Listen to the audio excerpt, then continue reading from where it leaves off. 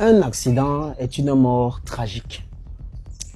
Parfois, les tragédies ne se multiplient pas seulement parce qu'un chauffeur est sous, ou bien parce qu'il était fatigué, ou alors parce qu'il était épuisé, ou bien parce que l'objet qu'il conduisait n'était pas en bon état. Vous savez, il y a des gens qui sont faits pour étaler les faits physiques, et il y a ceux qui sont faits pour détailler les faits spirituels, ou je dirais métaphysiques. Nous subissons trop d'accidents sur nos routes.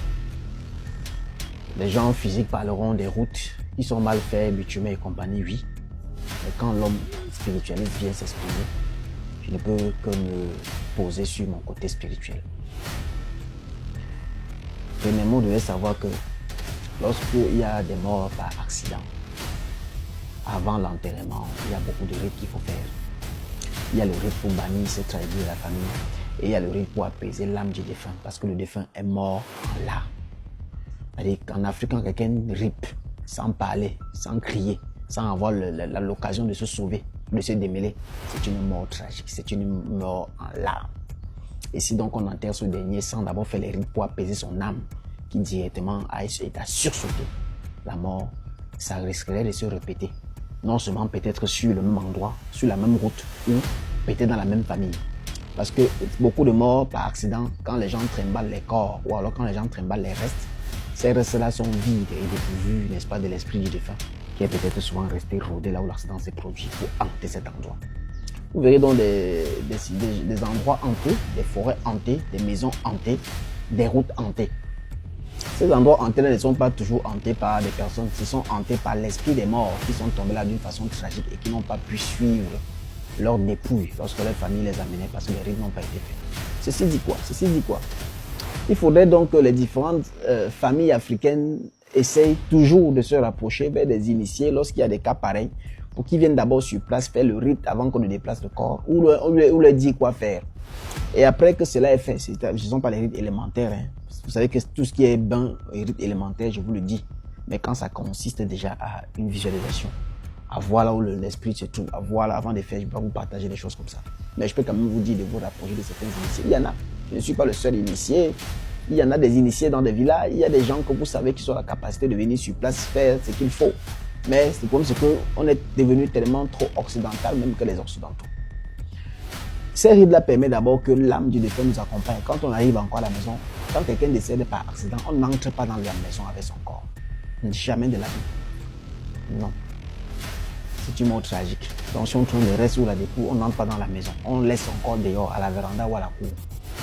Et quand on finit directement, on le garde. Et même le moment de le garder, maintenant, il y a l'autre rite qu'on va faire. Ça, c'est pour la famille. Parce que le rite qu'on fait là où on a porté le corps, c'est pour enlever, éviter que cet endroit soit hanté par le défunt. Mais quand on arrive à la maison, ne pas entrer à la maison avec le corps veut dire qu'on ne conçoit pas dans la concession que nous recevons ce genre de décès. Maintenant, faire le rite maintenant sur le corps avant d'enterrer, c'est le rite pour dire que le corps que nous mettons au sol là, que ce qu'il a subi ne revienne plus sur quelqu'un d'autre. Donc on coupe ça sur la famille. Il y a certaines choses qu'on va écraser. Chez nous, on appelle ça le viasi. Il y a d'autres langues qui peuvent le dire. On va faire lécher les membres proches du défunt et certains, les parents et compagnie. Et après même que l'enterrement soit fait, on va rester très aux aguets pour voir si le défunt va essayer peut-être de se battre à tourner là où il a été enterré au niveau de la cour pour qu'un initié encore vienne le calmer. Mais sinon, on n'a pas de tchak, alors les rites sont respectés. Il n'y a plus ces étapes-ci. Si l'Africain, si le Camerounais ne comprend pas qu'aujourd'hui, tout ce qui se passe autour de nous ne fait que s'aggraver parce que le fait physique est mis en exergue et que le fait spirituel et métaphysique est négligé, nous n'allons pas nous en sortir. On ne peut pas prétendre de l'évolution et on ne peut pas prétendre d'un avancement et mettre de côté le monde métaphysique et mettre de côté nos rites et coutumes. Et regardez comment les anciens vivaient. Pourquoi aujourd'hui cette vie n'est plus aussi répandue? Pourquoi aujourd'hui les gens ne vivent plus longtemps? C'est parce qu'aujourd'hui les gens ont banalisé tous les petits codes de la nature que respectaient ces anciens. Méfiez-vous des accidents et méfiez-vous aussi des moyens de transport que vous prenez. Moi, je vous ai déjà dit, nous sommes en fin de vacances. Beaucoup seront dans des routes pour voyager, pour rentrer chez eux. Ceux qui ont voyagé doivent rentrer, nos enfants, tout ça. Je vous ai partagé au début de ces vacances qu'il y aura beaucoup de choses qui seront mises en piège pour nos enfants et pour tous ceux qui vont voyager. Voilà encore sur le chemin retour. Il n'est pas compliqué de prendre un peu, n'est-ce pas, de sel dans un petit tissu et le mettre dans ta poche gauche avant de voyager. Il n'est pas compliqué de sortir 9 graines de jujube, de mâcher et de frotter sur toi, sur ton visage et méditer que ton voyage soit sucré comme ce jujube. Il n'est pas compliqué aussi, avant de sortir de chez toi, tu prends un morceau de charbon, tu attaches dans un tissu noir, tu médites que peu importe ce qui se passe, que tu sois invisible et opaque aux yeux des méchants, tu mets dans ta poche gauche. Et tout ceci, c'est pourquoi ce sont des moyens, ce sont des stratégies, des petits codes de protection que les anciens utilisaient. Ça n'a rien d'un talisman. Non, ce sont des moyens pour dire que quand tu vas dans un univers autre que le tien, le bus dans lequel tu entres, tu ne connais pas comment ce bus a été confectionné, ni la voiture. Le chauffeur, tu ne connais pas son état d'esprit. L'agence, tu ne connais pas leur but. Donc tout ceci, c'est pour que, à n'importe quoi qu'il y aura des situations, que tu sois épargné. Et si tout le monde le fait, tout le monde en sera épargné. Mais comme on ne pourra jamais parler à tout le monde, on sait quand même qu'on s'adresse à ces personnes qui ont encore des oreilles pour comprendre. Et les vies continuent à être sauvées. Moi, j'ai le cœur qui saigne de voir que dans mon pays, dans mon continent, l'Afrique, des gens tombent encore pour des petites causes d'ignorance, des petites choses qu'il fallait faire pour que ça n'arrive pas.